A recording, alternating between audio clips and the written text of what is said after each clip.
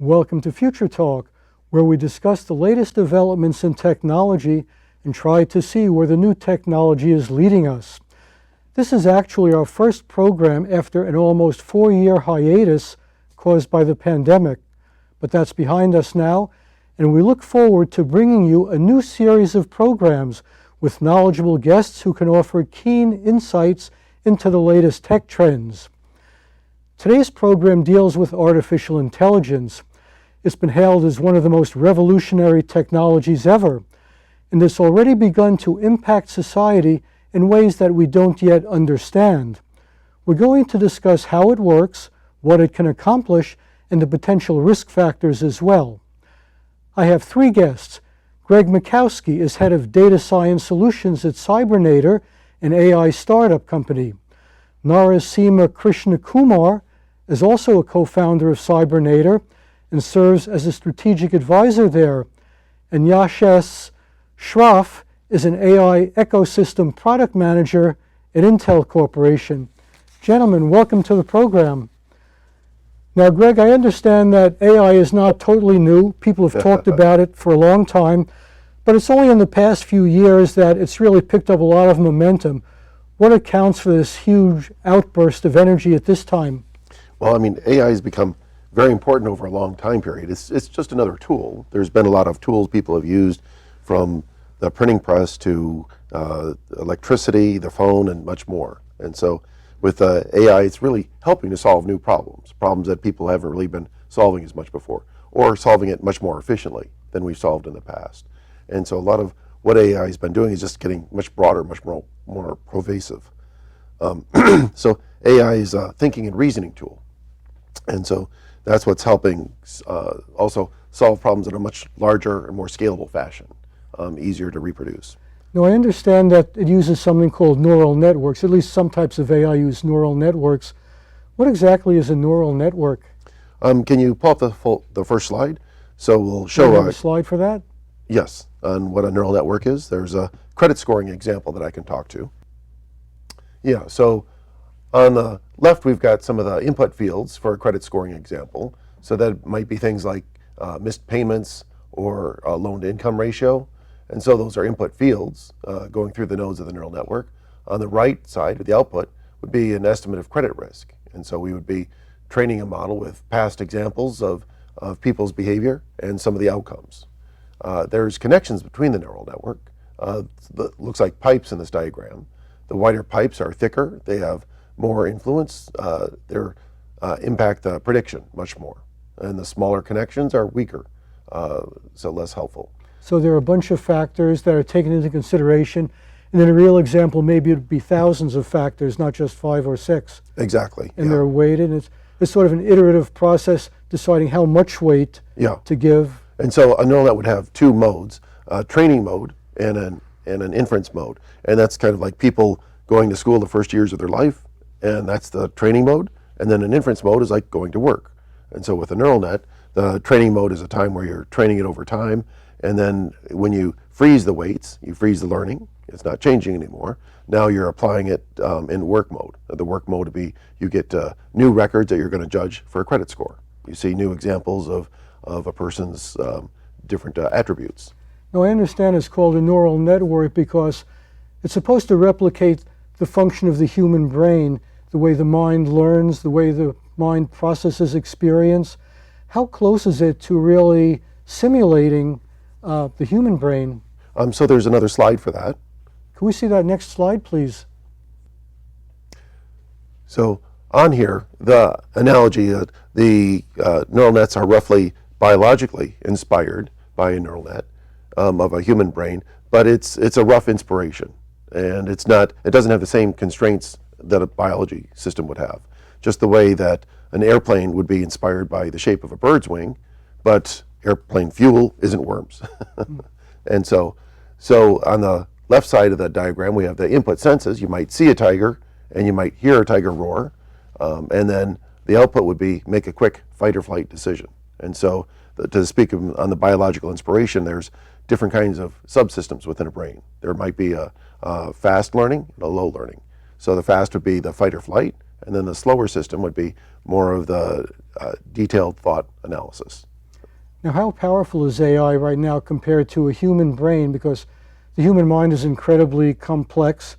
This is a machine, but machines have capabilities that humans might not. Yeah. So one measure, and it's not a measure of everything, is the number of neurons in a neural net and the number of cells in a brain. So a human brain might have about 86 billion neurons. Some of these large language models might have anywhere from 7 billion to over 1 trillion weights. So it could be much more than a person. But just the count of weights isn't everything. There's a lot of very different architectures. The architectures between processing vision, processing hearing, processing language. So those are things that we've been modeling. Some of the other things, like simulating simulation of the world that's going on outside and understanding that. There's other things we have to catch up and get more. Now, is there any hope of computers being able to think as well as humans, basically solve any problem that a human could solve, or are we still pretty far away from that? Well, there's something called a Turing test. And so a Turing test would be if you're typing on one end and you don't know, there's somebody typing in another room and you don't know if it's an AI or if it's a person typing back. Mm-hmm. And so in the Turing test, then if I'm fooled and it's an AI in the system, then that would be the AI passing the Turing test. So in that extent, sometimes that could be passed, sometimes it couldn't. If you compare a neural net with a person could be a 3-year-old, a 3-month-old, a 30-year-old. So what level of person do you think it is? So there's different degrees of human capability, different degrees of AI capability. Now, some people are saying that AI is so important. It's one of the most important technologies in the history of the world, maybe bigger than the internet, which is a major thing. What makes it so important? How are our lives going to be that much different because we have it? Well, the neural net has certainly been connecting a major portion of the human population, and whether it's cell phones or any kind of devices. So that has definitely been huge, and that's become a more mature market. As old as AI is, it's still in a very accelerated growth phase. And so things are still rapidly changing from year to year, much more so than the internet is. And part of what these large language models, when you start training them, one of the basic things is all of the internet, or most of it. And so that would be one thing of many it consumes in order to train it. And so on top of that, it's doing a lot more learning and reasoning. So it's a learning tool, it's a reasoning tool. I think it becomes kind of essential. A famous person recently said that in another 10 years, there'll just be 2 kinds of companies, those that use AI and those that are out of business. You think there's any merit to that? Well, I think of AI as more augmenting human intelligence, so to help people. Sometimes I like to think of it as a junior intern that's helping you be more productive, but it's an intern that can't ask questions. Mm-hmm. It's an intern that you might have to micromanage. And so you ask first thing, you get some answers back, but no, I want to guide you a little bit this way. You get something else back, no, go turn that way a little bit. So it can help you be much more productive. It can help you be faster in your job if it's well configured. But I don't see it certainly replacing my job in 5 or 10 years. Now, Krishna, there are a lot of uses for AI. Can you sketch out some of the broad uses, some of the main areas that we might see AI in our lives in the near future? Yeah, great question. I think today you see a lot of chatter about ChatGPT, where you can ask it a question and it will summarize the answer for you. It looks at various sources of information. It provides you an answer. It generates content. You can ask it to write a story. You can ask it to write your resume, for example. You can ask it to do various things, and you can prompt it to do various things. That is one example of AI where you are interacting with the system, you're prompting the system to help you create that content. Now, there are other applications that are prevalent in the market today. There are a class of solutions called computer vision solutions where camera data is being analyzed. This could be a video monitoring solution, for example. That's there across multiple retail stores. You will see that there are video camera solutions that will enable you to detect various things. There are also workplace safety solutions where you can detect in a construction setting, you can detect if somebody is being safe. Are they wearing a hard hat in an area where there could be objects falling, debris falling? So that's another example of these types of AI solutions. They are alerting users on what could go wrong, and they're promoting the workplace safety. And one final example is in building, which is near to me, where you're using AI to improve the sustainability as well as decarbonize the planet. And you're doing that by reducing the energy consumption within the building. One obvious example of computer vision, for example, is self-driving cars, Correct. where you recognize every object, calculated speed and distance and direction. So that's pretty sophisticated, and your life depends on it getting it right. Correct. So it looks like we're pretty close to being there, where automatic driving is almost pretty trustworthy right now. It is. And that sounds like just one of the things, but aren't there also some potential problems? A lot of people have talked about dangers of AI. What are some of the possible risks, things that can go wrong with AI? Yeah, so there are several areas. As it was mentioned, data is the foundation for any artificial intelligence solution. As we have learned, as humans have learned, we have been exposed to different data points, and we are constantly inferencing, and we are learning on the go. So if the data is corrupt, if you train the model in a wrong way, you can cause the AI to provide you wrong answers. One classic example would be, you're interacting with ChatGPT, you're asking it a question, and you get a wrong answer. And that wrong answer could be induced by a third-party actor. So that's one risk. There are also other limitations as it relates to AI, right? It's like, can you get it right? Have you had training with enough data so that you can get the answer right? That's an evolution process. I think there is 95% accuracy. There is a measurement of accuracy with respect to AI solutions. So there are a lot of opportunities to train the AI models with a lot of data. So data is the foundation, and I would say anything that bad actors do to pollute the data or manipulate it in a way can create harm for the users of AI. Well, could bad actors just train it on the data that they please? Can anyone start with a basic AI and just train it to do whatever they want to do, even if it's highly malevolent, like ask it, what's the best way to rob a bank? What's the best way to rob a crypto bank? Yeah, so it's possible where bad actors can influence some of the answers and some of the usage of AI, and that's where I think the Biden administration has promoted an executive order right now, and there is protection from a AI use perspective. They want to protect the privacy of users of AI as well as promote safe, ethical, and responsible use of AI. Yeah, I heard that the president did issue this executive order recently on AI. There are some questions whether he might have the legal authority to demand all the things, because I think AI companies will be required to report certain things to the government. But overall, if you're familiar with the document itself, does it sound like something that'll really solve some problems, or maybe just push them more under the surface? I think it's a step in the right direction, where the focus is primarily protecting the users of AI. You want to protect the privacy of users so that they cannot use the information that users are providing while interacting with AI to induce any manipulation or fraudulent behavior or even deception. So that's kind of one aspect of it. And there have been, the executive order states that you want to set guidelines as well as you want to establish committees and regulations in terms of how to protect the users. I think that's a step in the right direction. And the second piece is users need to feel safe when they're using AI. They need to be able to trust it, where they can trust the output that is coming back from the AI, as well as have bad actors be really disincentivized to not induce certain wrong answers and deceive people. So that's kind of the high order, from an executive perspective, and I think that's a step in the right direction. Yeah. I'm kind of curious to know how the AI companies are taking the new regulations. Are they saying, gee, these are really good, we'll be happy to abide by these regulations? Or are they saying, this is going to place a burden on us which is going to impede innovation? Now you have your own startup here. How do you feel? Do you welcome these regulations? I do welcome these regulations. I think the protection of users is of prime importance for all of us involved. We are also developers of technology and we are users of technology, so it is in our best interest to protect users of AI as well as develop it in a way where we are promoting safety, responsibility, and ethical use of AI.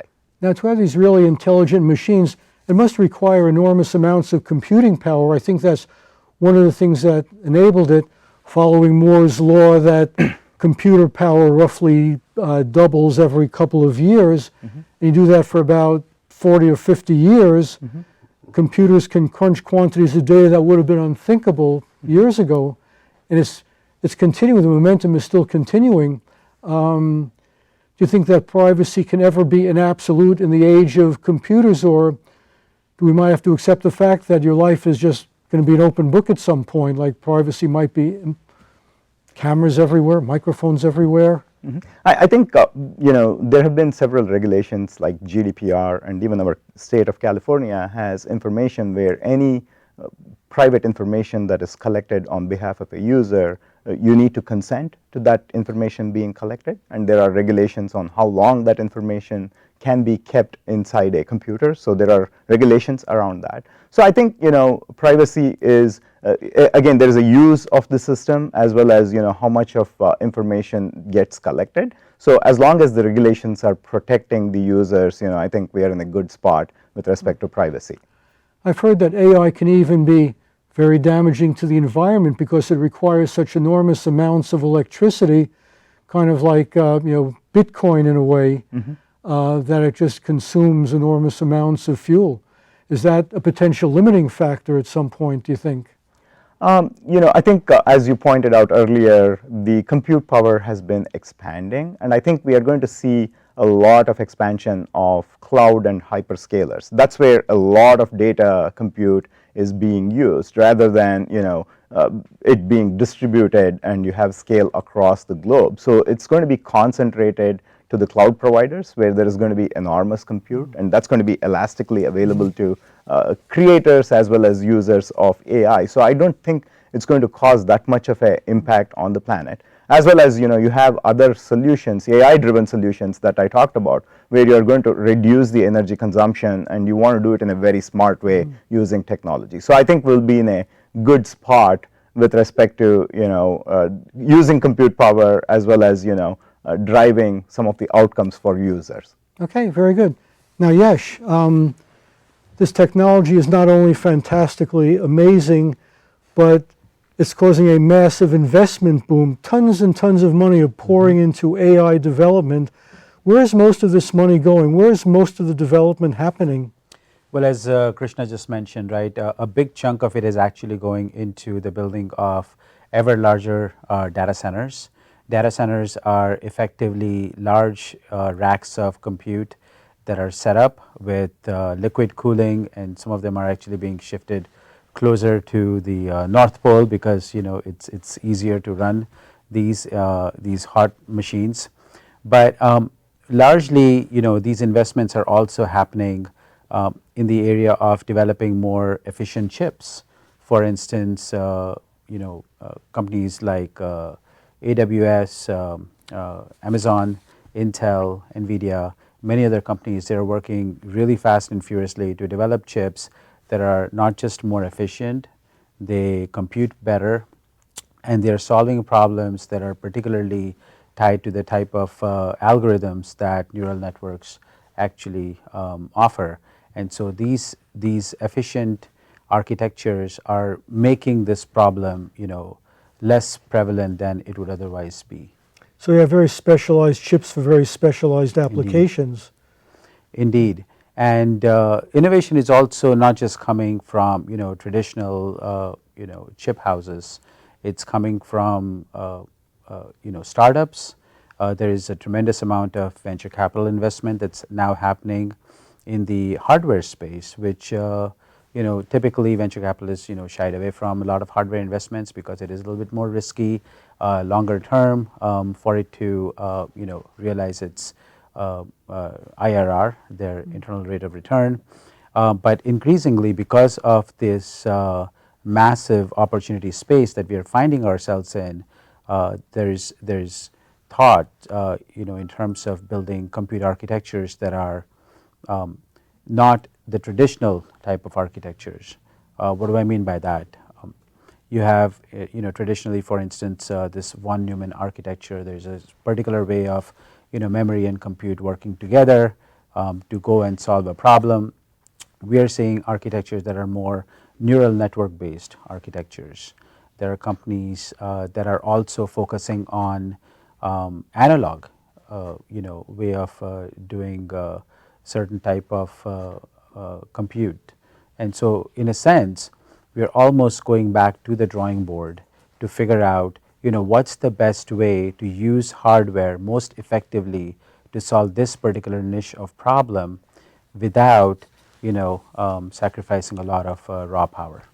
Well, let's talk about some specific applications of AI. For example, what applications can we expect to see in the field of medicine? So medicine is one of those most fervent areas of fertile areas of investments by researchers. For instance, one of the examples that Krishna mentioned earlier, right, was on imaging side. So take for example MRI images.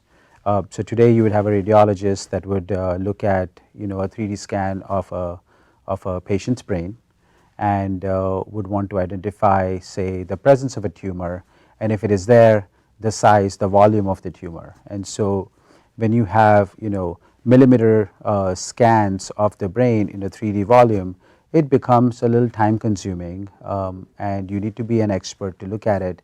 But AI algorithms can do this much faster. So it might be a good diagnostic tool.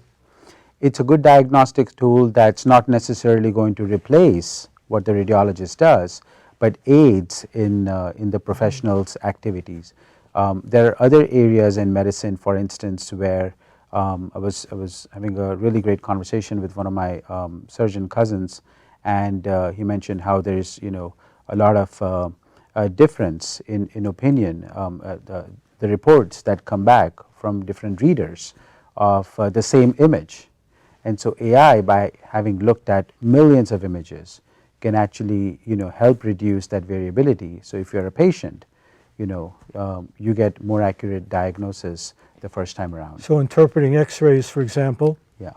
I understand CT scans and others. Yeah. Drug development also usually have to test many drugs to find one that works, and this allows you to eliminate a lot of drugs that have very low possibility, and it speeds up the whole process. Indeed. Pharmaceutical area. So you're finding actually that companies, whether it's in pharmaceutical space, it's in the space of finance, medicine, transportation. We talked about automated driving, ADAS. AI is infusing itself in all of these spaces to actually help reduce the burden on the professionals, but also helping them create new ways of touching ancillary areas and being more effective in what they're doing. Even the protein folding problem, trying to understand how proteins fold, that's a huge problem that I think was recently pretty much solved by AI, which is a big step forward. Yeah, it's getting there. There's lots of news out there that suggests that there's tremendous amount of it's a 3D folding mechanism, and so AI is being used to help with some of that drug discovery part. Large language models is actually another space where it takes millions of dollars actually to develop one of the models that Greg just talked about earlier. And so how do you take these base models and then fine tune them for your specific case is actually a very interesting area of research as well. Now, another area that people are very interested in is finance. Can AI tell me what stocks to buy? I wish, right? In a way, so how it works is that, for example, with these large language models, let's say some breaking news comes about, for some company, right?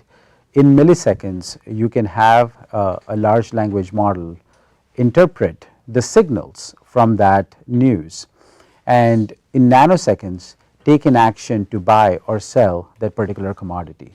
And so it becomes, a race of, who's developing models that can interpret data faster and faster, at what volume, and how can we actually fine tune those models for your specific use case. Now, another example might be architecture.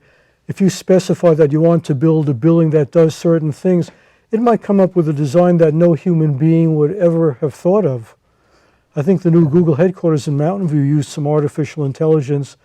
I assume you've seen the building. It's like Yes. nothing you've ever seen before. Yes, in fact, it's almost seems like a very collaborative way of working with AI to look at an entire design space and essentially evaluate ideas that you would not necessarily think of. So it's not that I, as an engineer, or a product manager, is necessarily going to be an architect tomorrow. But how is AI going to help an architect? How is it going to help a sound engineer? How is it going to help a coder write code? So you'll have many efficient tools out there to help you, much like I think how electricity revolutionized the 19th century. Well, gentlemen, this has been a fabulous discussion. I'd like to thank all of you for coming today. It's time for us to wrap. I'd like to thank you for watching. Look forward to seeing you the next time. I'm Marty Wasserman, and we'll see you soon.